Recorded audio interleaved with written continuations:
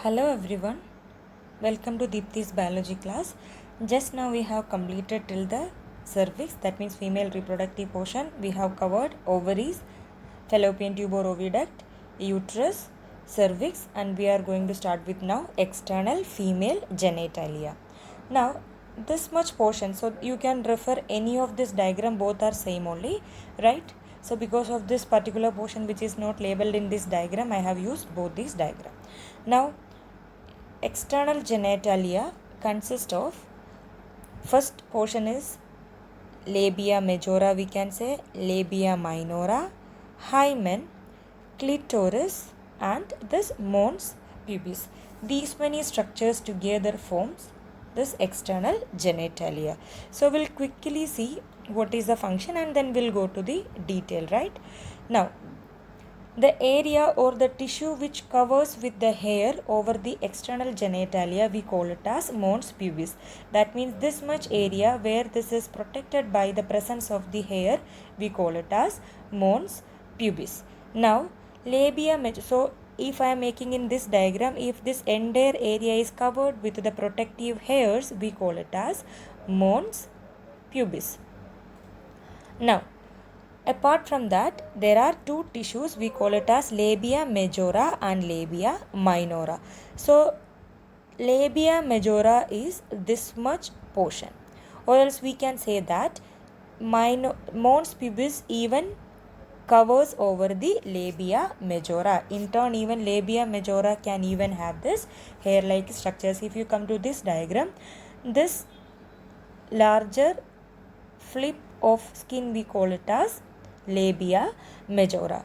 Now inside to this labia majora, there is this much area, we call it as labia minora.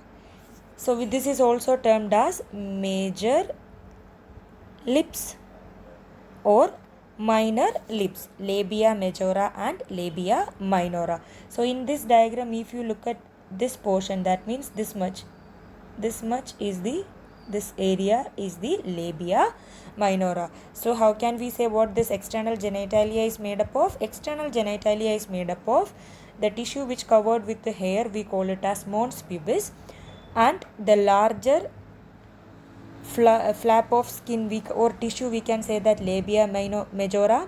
Inside to labia majora, there is another tissue, we call it as labia minora.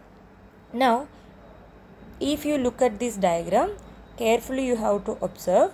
See, there is this opening is for the urethra, and this is going to be the opening for vagina, which means opening for vagina in the sense we have studied this opening, right? So this opening is going to be this one, this area, right? So there is opening for vagina, there is special separate opening for urethra, but in case of male, both urethra as well as the passage of sperm was all through the single urethral opening, right? But in case of female, there will be separate urethral opening and separate opening for vagina. So both urethra and vagina is protected by labia minora, which in turn protected by labia majora. This way you can understand. Now if you look at hymen, this vaginal opening, suppose this much is the vaginal opening, this vagina is partially covered by a tissue or a skin, we call it as hymen. This hymen ruptures at the first intercourse or due to some of the excessive exercise. In ancient time and all, it is believed that this is the symbol of virginity, because in some of the caste and all, they believe that if this hymen is intact, that woman is going to be pure, otherwise this woman might had some kind of relation with other men. But these days everyone can understand, or everyone is educated, they know that this hymen is not a symbol of virginity, right? It can even rupture due to cycling, exercise, swimming, all these things can even rupture this one. Otherwise what happens, if it is not ruptured in the lifetime, normally it get ruptured during the first intercourse. In some women it will remain as it is even after the intercourse, right? Now This is the opening of anus for the removal of undigested food material in the form of fecus, and the space between this vaginal opening and to the anus we call it as perineum. So what this external genitalia, how many things we have studied?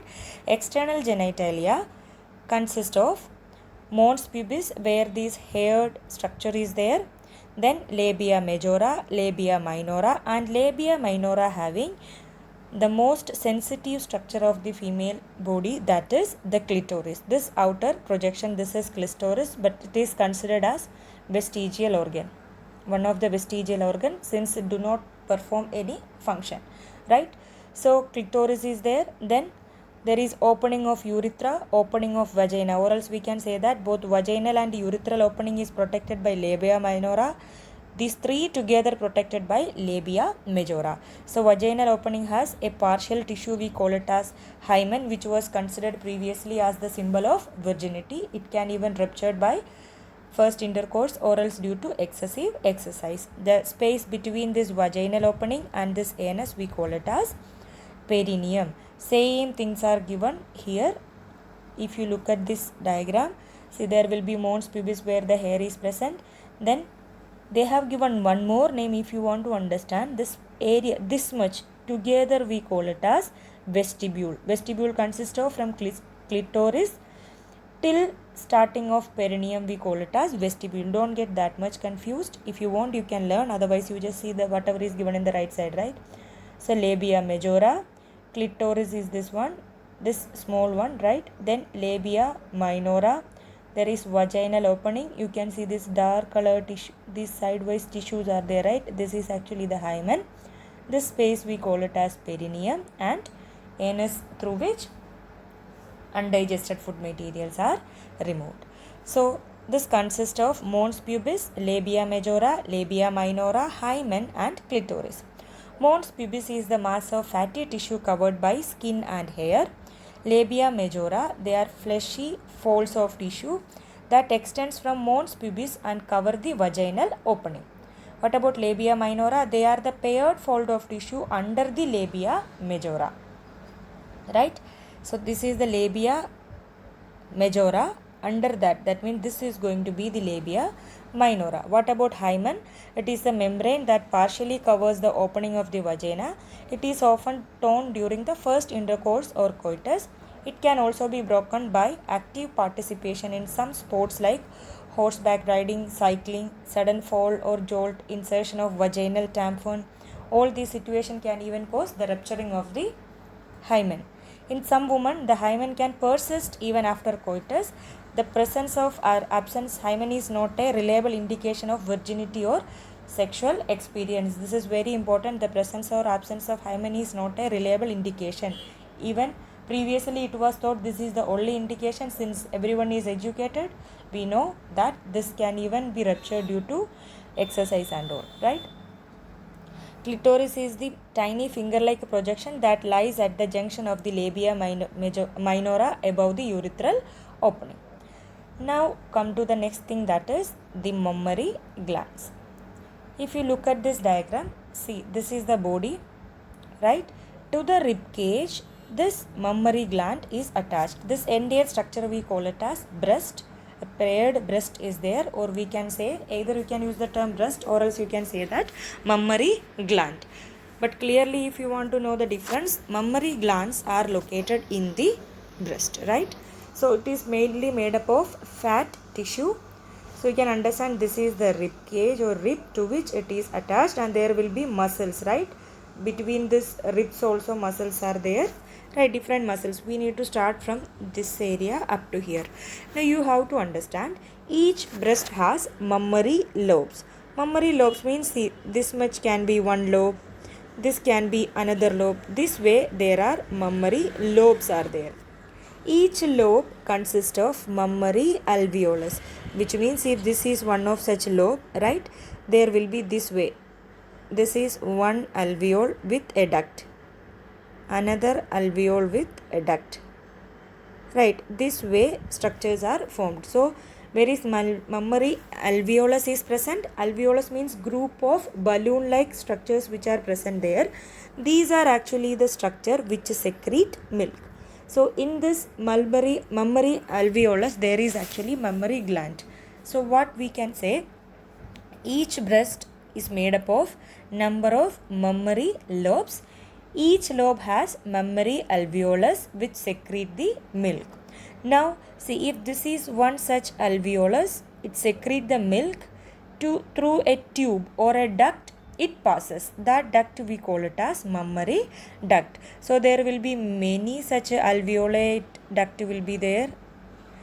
Right, this way it will be there, and where it will be? This will be in mammary lobe. So these way ducts are coming. Now what happens? Somewhere there is a swollen connection.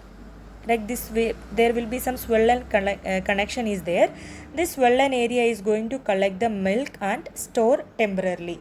That region we call it as ampulla. So what happens? Ampulla, if you look at this diagram, you can see somewhere this is swollen, right? It can even receive more than one duct. This swollen region we call it as ampulla. From the ampulla, what happens?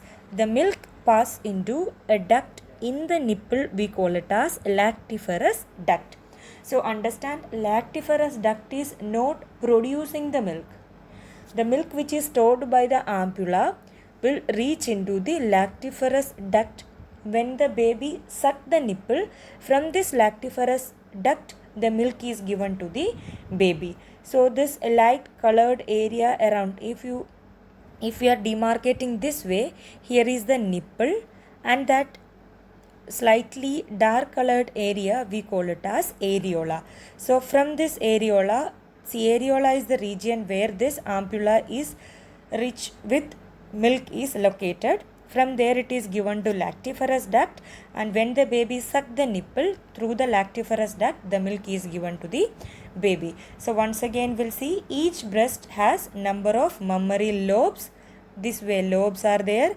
Each lobe consists of mammary alveolus, like this. Alveolus is there which produces the milk, and through this narrow channel, right, like these tubes are there, that we call it as mammary duct. These tubes are called mammary duct. It reaches to the swollen area, we call it as ampulla. From the ampulla, the milk reaches to the nipple when the baby sucks through the lactiferous duct. Let's see this, will understand little more better. Now, the presence of functional mammary gland is characteristics of all female mammals.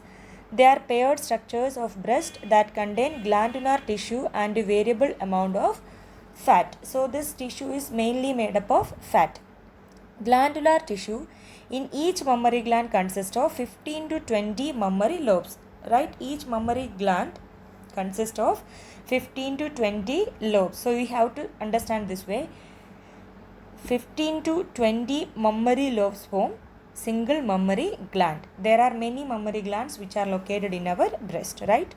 The mammary lobe have clusters of cells called alveoli. This alveoli secrete the milk. Just now I told you this is alveoli, this secrete the milk. Now the milk is stored in the lumen or cavities of the alveoli. Then it opens into the mammary tubules. Mammary tubules are the mammary ducts. Right, this mammary tubules are going to form the duct. So the tubules of each lobe join to form the mammary duct. This means, see, there will be this alveoli, narrow tubes are there, many small tubes are there, we call it as mammary tubules. Mammary tubules are going to join to form this mammary duct. This further connected to the ampullae. Several mammary ducts join to form wider mammary ampullae. This ampullae is connected to the lactiferous duct through which milk is sucked out. Are you able to understand this one?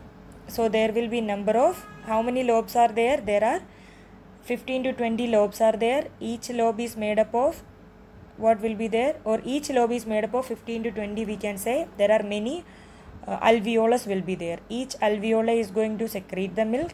Milk will be temporarily stored in tubule. Tubule will later form the duct. In this diagram, tubule is not formed. You can even avoid. Alveolus is connected to the duct.